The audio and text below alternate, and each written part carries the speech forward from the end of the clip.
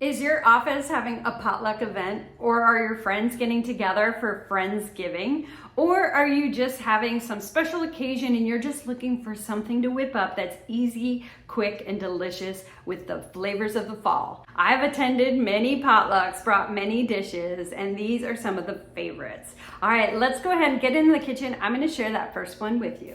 This first recipe is the perfect fall dip. It is a pumpkin queso. I am starting on my stove over medium-high heat. I'm gonna add some olive oil and a cup of chopped onion. I'm gonna saute that. I'm gonna add 2 cloves of fresh garlic that I've minced. And once that is softened, I'm gonna add 1 cup of pumpkin puree, 100% pure pumpkin. I'm gonna stir that in, and I'm also gonna add 1 cup of evaporated milk. This will help everything melt and work together and get smooth. And now I will add a block of cream cheese. This will make it nice and creamy and rich. We're going to let that melt through, and then I'm going to add spices. A teaspoon of chili powder, a teaspoon of cumin, a 1/4 teaspoon of cayenne pepper, and a teaspoon of smoked paprika. Mix that, stir that really well, get all those spices blended in, and then I'll add a teaspoon of salt as well. Mix that again, and now we're ready for our cheese. 1 cup of Monterey Jack cheese that I've shredded, and then I'm gonna let that stir in and get all melted, and then I'll add my 1 cup of sharp cheddar cheese. I'll mix it together until it's fully melted, and now it's ready to go onto my slow cooker base. That's what makes this dip so great to bring to the potluck, because it can sit on the slow cooker during the entire event. Just keep it on warm or low. And then what you're gonna do right before the party's ready to start and everybody's ready to dig in, you're gonna add just a little bit of chopped cooked bacon, just put some crumbles on top, and then also some chopped cilantro. This is gonna give it great color. And then you can serve this with crisp crackers along the side, as well as cucumbers. I also served it with celery for a nice crunch, and this was so good. Such a perfect thing to bring to a fall potluck. This next appetizer is one of my favorites: roast beef and cheese on toasted focaccia.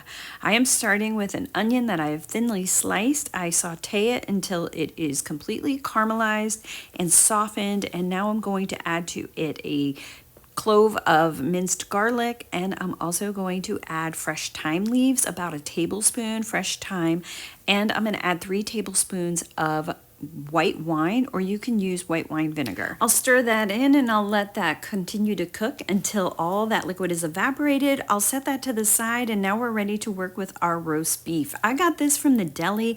I did ask for it to be medium rare. I like it when it is just a little bit pink, but you can do it where you have it fully cooked, so it'll be medium, however you like your roast beef. But this is just from the deli. Prima Della is the brand I used, and I'm just taking a few pieces. I did tear them apart into smaller pieces, put them each onto my focaccia square, and now I'm adding those caramelized onions. Now you can use any bread as the base, sourdough or anything you like, but I really love this with focaccia. It adds a great texture, and also if you get like the rosemary or any kind of herb focaccia bread and just cut it up, it is so flavorful and works so well with all of this. So what I do is I add on top some goat cheese, or you could also do blue cheese or gorgonzola cheese, but something a little more pungent and has a lot of flavor. That's going to pair well with the roast beef, and then I'm going to top everything with the fresh thyme leaves. And this is ready to serve. What I love about this is that you can serve it at room temperature. A lot of times when you bring things to a potluck, you have to reheat them or worry about the temperature, but this is really good served at room temp, so it's going to be perfect at your party. Next up is my jalapeno popper cheese ball. Starts with 2 blocks of cream cheese, 8 ounces each. I have 12 ounces of bacon that I have cooked and chopped. We're also going to add 1 cup of shredded cheddar cheese, as well as this is 2 jalapenos, fresh jalapenos that I have seeded, cored, and finely chopped. And I did even rinse them because these are fresh from the garden, which tend to be a little spicier. So I did rinse them as much as I could to take off some of that heat. Now we're just gonna add some seasoning, some onion powder. I'm actually not even gonna measure. About a teaspoon of onion powder and a teaspoon of garlic powder. Get that all mixed up. Jalapeno popper dip is like one of my favorite things to make because it has a little bit of versatility, meaning you can make this base, you can put it in wonton cups and serve it that way. That was a huge hit when I made it for my party. You can also serve this just as a dip, just like this. But what I'm gonna do for the fall is I'm going to shape this into a pumpkin, and I am going to coat the outside with some crushed Doritos, and then we're gonna serve it with crackers. So to form this into a pumpkin, I'm gonna take all of the dip, put it on saran wrap. I'm going to wrap it up and shape it into a ball. And then I'm gonna put this in the fridge for 2 hours so it firms up. And after the 2 hours in the fridge, I'm gonna take a butter knife and I'm just gonna form my lines to make the pumpkin look. I'm gonna take the plastic wrap off and now I'm gonna coat it in my Doritos. I just took a 9-ounce bag of nacho cheese Doritos and I just put them in my food processor until they made these little crumbs. I'm coating it on all sides and top and bottom. And for a garnish, I'm going to put a little piece of the jalapeno, the top, and that's gonna create the stem on the pumpkin. I wrap it right on my platter, making it easier for transport, and I'm going to assemble crackers all around it at the party, doing some Ritz crackers or some buttery round crackers, whatever you like.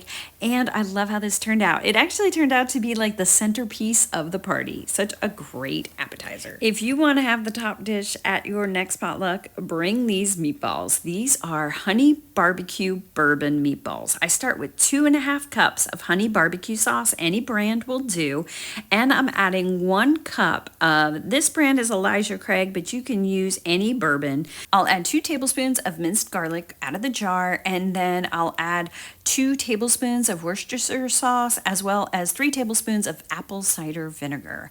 Then for a little heat, I'm going to add some red pepper flakes, only about a 1/2 teaspoon. I don't like things as spicy, but if you do, feel free to add more. And then I'll add a tablespoon of garlic powder. I'll mix all of that together, making sure it's mixed well. And now I'm going to get my meatballs in my crock pot. I am using these restaurant style meatballs. They're from Sam's, so they're a little bigger. They're all beef, fully cooked, but you can use any style of meatball. I'm gonna pour all that wonderful sauce on top. I'm gonna mix all the meatballs with the sauce, and as I was mixing, of course, one flew out and decided to get away. This isn't gonna stop us. We gotta keep cooking, so we're gonna put the lid on, let this cook slow for 4 to 6 hours or high for 2 hours. You can let it finish cooking at the party and just get all that sauce, just gets better and better with time. These turned out so amazing, and my guests have talked about them ever since. Now, if this is not HR appropriate because it's got bourbon in it and you can't take it to the office potluck, here's an alternative for you.